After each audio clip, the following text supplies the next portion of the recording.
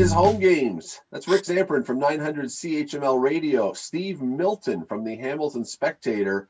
Bubba O'Neill, we're still waiting for him to come back. He's still recovering. He's doing okay. He'll be with us again soon. I'm Scott Radley from 900 CHML and the Hamilton Spectator. And Rick, this last week, the IOC announced that it had polled 3,500 Olympic athletes leading into the Tokyo Olympics, asking, should we allow for demonstrations on the field, on the podium, other places, or should we not allow?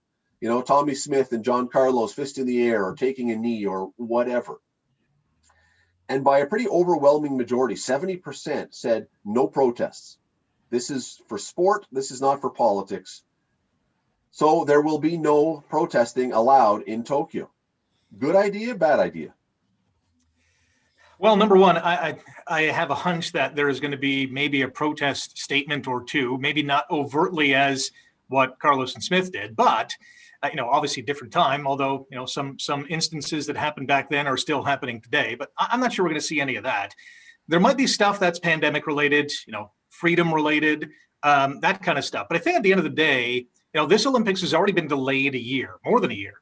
And I think most of the athletes, in which what we saw in this poll, are not necessarily just happy to be there, but I think happy that the Olympics are actually happening and they're able to fulfill their childhood dreams of getting that medal or getting on the podium or just competing for their country, just entering the stadium with the flag or as part of the team.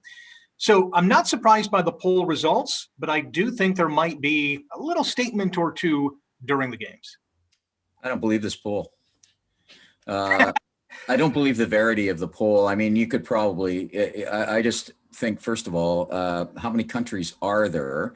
And let's suppose there were a few from each. There's an awful lot of repressive regimes there where the athletes know how what they're supposed to say and and who knows if it was an open vote, all of those kinds of things.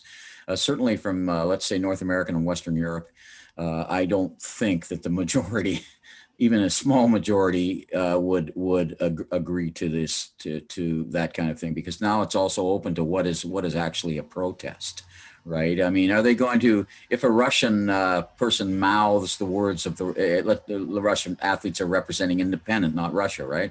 If a Russian athlete mouths the Russian athlete or the Russian anthem word on, which is entirely possible, while the independent anthem is going up, is that a protest? This has got to do with a few things, including sponsors, and it's got to do, perhaps, as I think Scott has intimated before, about Beijing as well, and a lot of political stuff with her. Remembering that the OCs, the IOC, a lot of times the country's Olympic Committee is also part of the really part of the government. Some of some pretty repressive regimes there. So I never trust any of these kinds of things coming out of the IOC at all. Except, Steve, I get your point, and I think it's a fair point, but I also think that to say that, the repressive regimes, absolutely, I understand why they would vote, but to think that the Western athletes would all be saying, yes, we want the possibility. I think there's a lot of Western athletes that would say, I'm sick and tired. I want my event. I want my time on the platform here to be not overshadowed by somebody who decides to do something to grab all the attention for themselves. There's an element of that. If I win a medal and I'm standing there, I don't want the person next to me who won the bronze medal doing some sort of thing that now makes me forgotten about when I'm trying to get attention for my sponsorship opportunities, whatever. And so not here, not now. But the bigger thing, and you say it, and Rick, I'll go back to you here. The bigger thing is, I don't think this really has anything to do with Tokyo.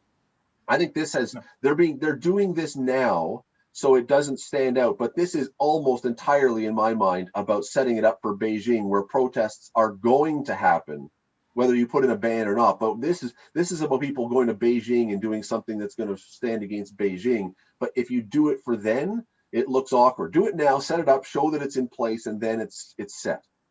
Yeah, this is a table setter for 2022 in Beijing and the Winter Olympics. But, you look at this poll the other way, 70% say no, but 30% say, yeah, they may plan to do something. So that's 1 in 3 athletes. That's a lot because we know that thousands of athletes go to the Olympics. So 1 in 3 are at least contemplating or suggesting that.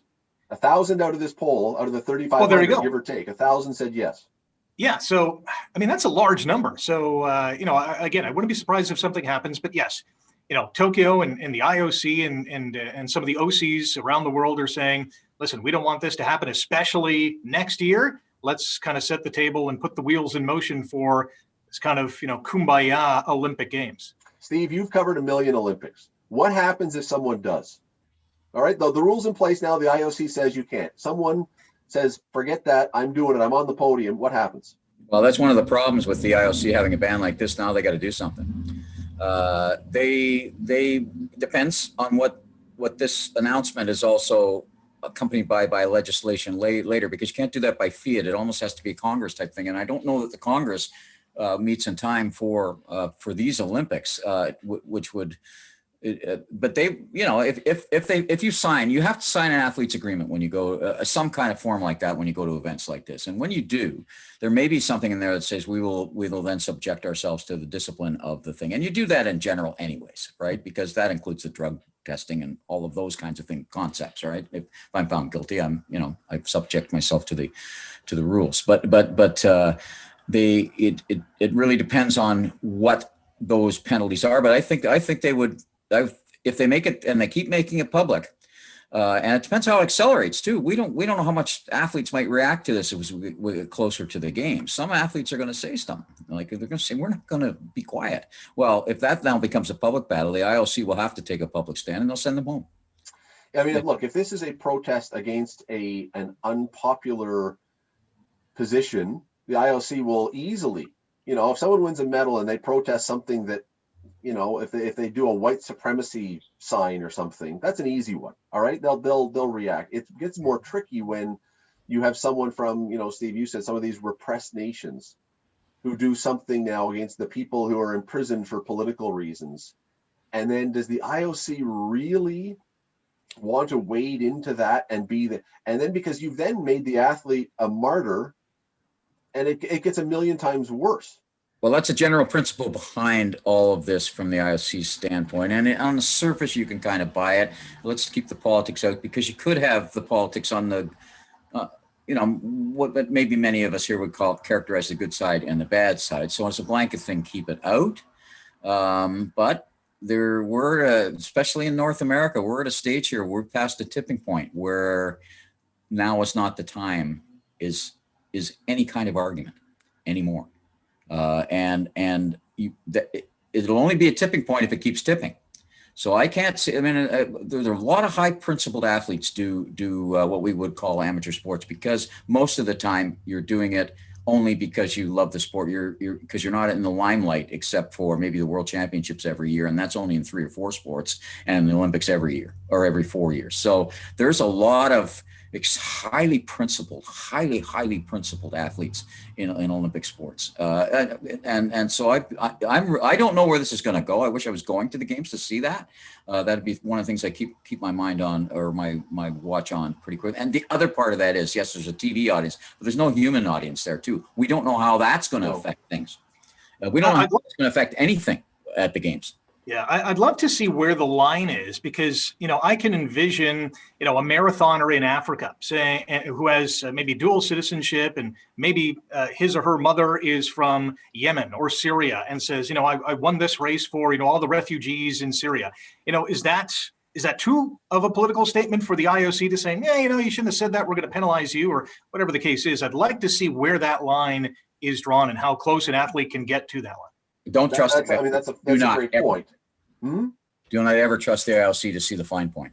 Well, no, but it is a great point. It's look, everything is ultimately your position on something. You get interviewed, and I mean, I think what they're talking about are grand gestures that distract from the thing. And remember one other thing: the IOC, the Olympics, is all about big money, and it's all about TV audiences.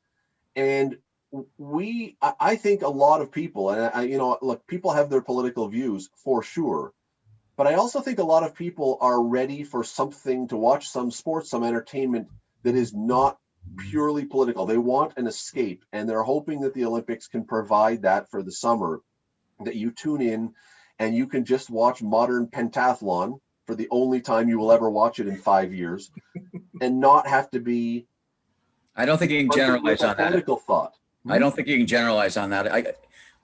Steve, I think you can though, because look, No. and here's why. You're seeing numbers go down in a bunch of places that have become abjectly political. The perfect example is the Academy Awards the other week. They've gone down every year, and this year their audience dropped by 58%, and it was the most political award show ever. And I think a lot of people have said, forget, I want to watch something as an escape. Yeah. And that's not everybody, and that's not that will never be challenged or never have a political statement. But, but the whole show, maybe the giant platform for nonstop politicizing, people tune out. I don't think, first of all, it'll be nonstop, because the events, they're not going to run, you're not going to make your statement while you're running the 10,000 meters. You're going to do it afterwards. What about a t-shirt though, you're wearing on the field?